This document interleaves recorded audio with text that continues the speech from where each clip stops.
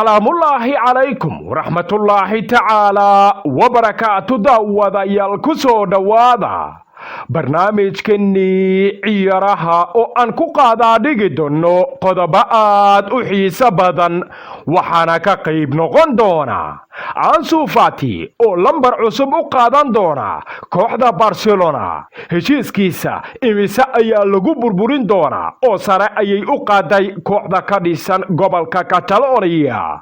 sanadiin yaasi Zidane oo war fiican ka helay tababarka Real Madrid ee ka hor kulanka Real Betis Thomas Partey mise Hussein Anwar xidiga Arsenal ay muhiimada koobaad siinayso ugu dambeyntii waa la ogaaday sidoo kale barnaamijkeena inta uu hawada ka baxayo waxaan ku qaadaa dhigi doonaa Timo Werner oo dhawaangal ku ah Chelsea ayaa qiray sababtan darteed in kooxdiisa aysan ugu guuleysan karin xilli ciyaareedkan tartanka Premier League xitaa Champions League oo haatan ayuuba isdhiibay Liverpool oo ka warbixisay xaaladda dhaawacyada ee Henderson ilaa iyo xidigooda Soomaaliyeed ee Cabdi Shariif oo garoomada ka maqnaa ilaa iyo 9 bilood sidoo kale Liverpool oo loo ogaaday go'aankeeda kama dambaysta ee suuqa xagaygan miyay u dhaqaaqi doontaa xidig kale qodobada iyo kuwa kale oo xiiso badan ayaadna ku daawan doontaa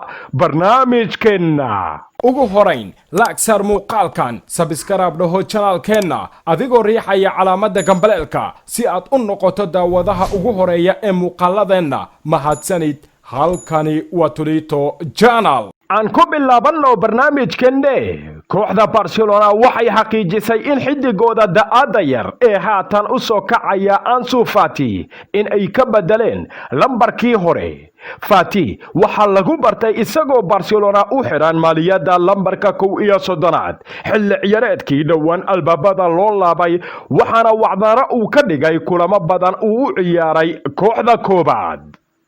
kooxda Barcelona ayaa bogeeda Twitterka ku xaqiijisay in Ansu Fati kooxda Barcelona uu u qaadan doono lambarka 22 oo noqonaya lambar uu dhawaan ka tagay Arturo Vidal sidoo kale kooxda ka dhisan gobolka Catalonia ayaa qiimaha laacibkan gaarsiisay ilaa iyo 400 oo milyan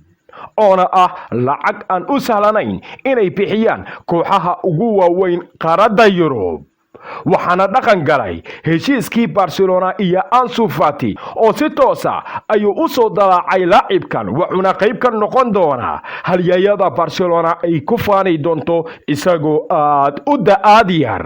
waliba lambarka 22 waxa lagu xasuustaa in ay horay u soo xirteen halyayada kale ah Dani Alves si lamida Eric Abidal tababaraha kooxda Real Madrid ee sanadiin yaasi Zidane ayaa war fiican ka helay tababarka maanta ee kooxda Real Madrid ka hor isku diyaarinta kulanka ay Zagdida la ciyaari doonaan kooxda Real Betis kaasi oo noqonaya toddobaadka saddexaad ee horyaalka La Liga Spain si kale haddii aan kugu dhigana waa kulankii labaad oo ay ciyaarayso xilli ciyaareedkan horyaalka laga ciyaaro Spain markeedii labaad Eden Hazard ayaana tababarka Real Madrid dib ugu soo laabtay ka gadal markii kooxda uu ka maqnaa marka la eegaba kulamadii ugu dambeeyay haatanna wuxuu ka soo muuqday tababarka sida ay xaqiijisay jariirada Mundo Deportivo xidiga reer Belgium ayaana ah waqti xaadirka kan midka ugu qaalisan Real Madrid waxaana uu noqday dhaawac u joog tan iyo markii uu ku soo biiray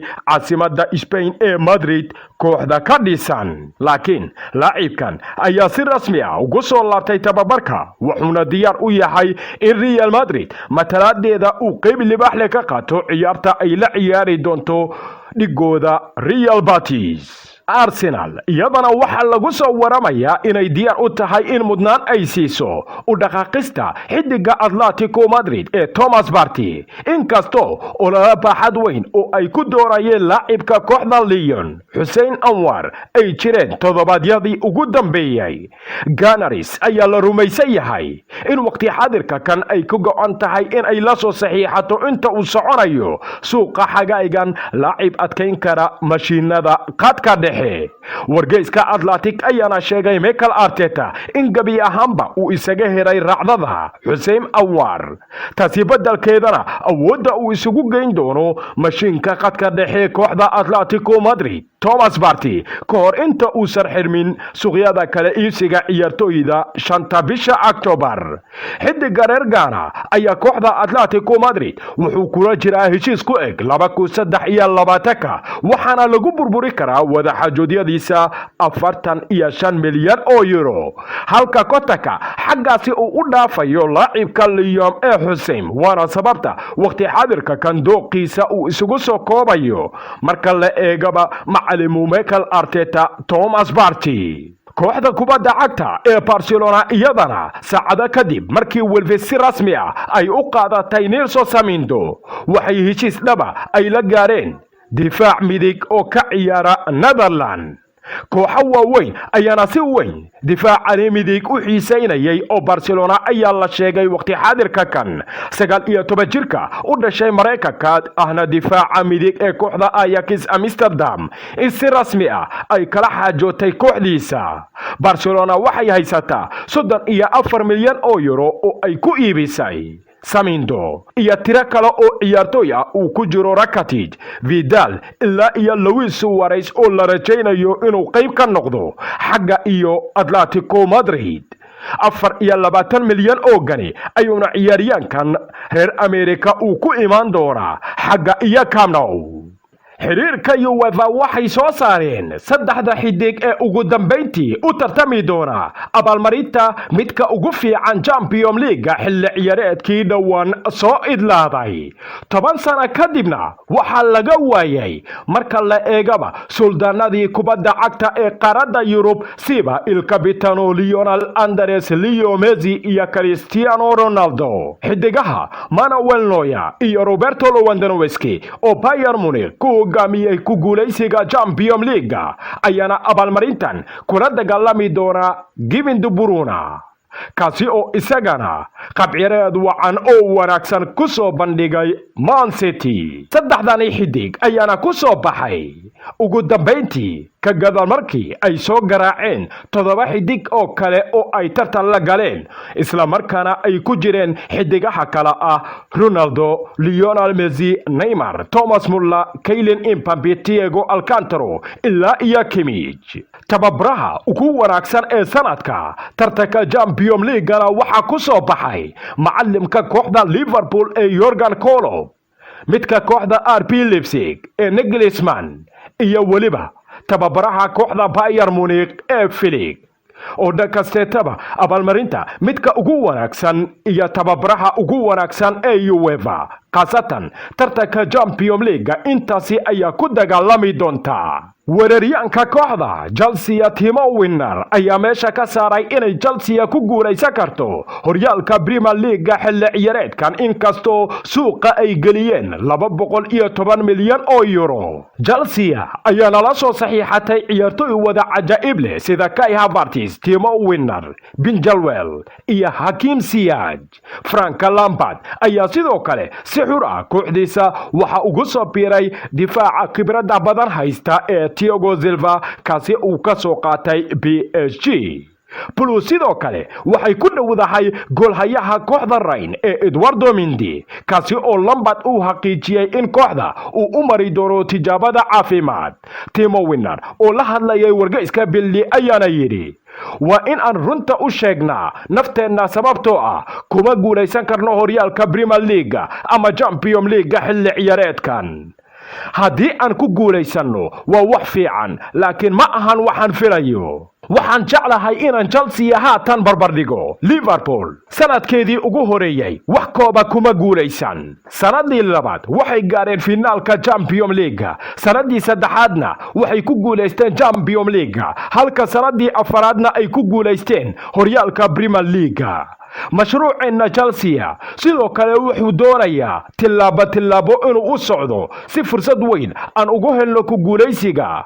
sanad waliba. sidaasi waxa qaba Timo Werner oo meesha ka saaray in kooxda Chelsea ay ku guuleysan karto horyaalka Premier League iyo Champions League siba marka la eego kal ciyaareedkan haatan soconaya oo haatan ayuuba isa sii dhiibay goolaliyaha reer Germany kabtanka kooxda Liverpool ee Jordan Henderson wuxuu ka maqnaan doonaa ciyaarta Reds ay la ciyaari doonto Lincoln kaasi oo ka tirsan wareegga saddexaad ee Carabao Cup-ka. Jordan Henderson ayaana xanuun muruqa ah dareemay kulankii Liverpool guusha ay ka gaadhay Chelsea kaasi oo ka tirsanaa toddobaadkii labaad ee Premier League. caawiyaha Jurgen Klopp ee Lianders oo la hadlayay saxaafadda kahor kulanka Lincoln City ayaa yidhi kulankan waa mid aad ugu dhow Gomes taamna uma noqon doono laakiin wuxuu tababarka ku soo laaban doonaa Jimcaha waana war fiican. Matip wuxuu dhankiisa ku soo laaban doonaa kadib fasaxa xulalka wuxuuna u baahan yahay waqti uu ku soo kabto. Jordan Henderson waxaan rajaynayaa in tababarka uu ku soo laabto toddobaadka dambe laakiin kulanka biri waa mid aad ugu dhow laakiin wuxuu ku soo laaban doonaa kulanka Arsenal. sidoo kale wararka dhaawacyada ee Liverpool intaasi waxay ku sii darayaan inta uu socday xilli ciyaareedka 2020-2021 xidiga mustaqbalka fiican ku leh kooxda ka dhisan gobolka Maariisaydka ee Soomaaliyana ka soo jeeda Cabdishariif ayaa waqti xaadirka kan dib u soo ceshtay waqtigii ka lumay. Shariif ayaa garoomada ka maqnaa xilli ciyaareedkii la soo dhaafay laakiin haatan si rasmi ah ayuu ugu soo laabtay kooxda. inkastoo uusan kubad laadin muddadii u dhaxaysay qandaraaskiisii hore iyo midka cusub oo maxaa yeelay 9 bilood ayuu garoomada ka maqnaa laakiin haatan dib ayuu u soo laabtay. kooxda Liverpool waxay awood u yeelatay suuqa xagaygan in kooxdooda ay ku kulmiyaan 3 ciyaartoy oo kala ah Thiago Alcantara, Diogo Jota iyo waliba Costa Tsimikas. waxaa jira warar sheegaya in Liverpool ay aad u doonayso weeraryahanka Watford ee Ismail Sarr laakiin wargeyska Liverpool Echo ayaa beeniyay warkaas.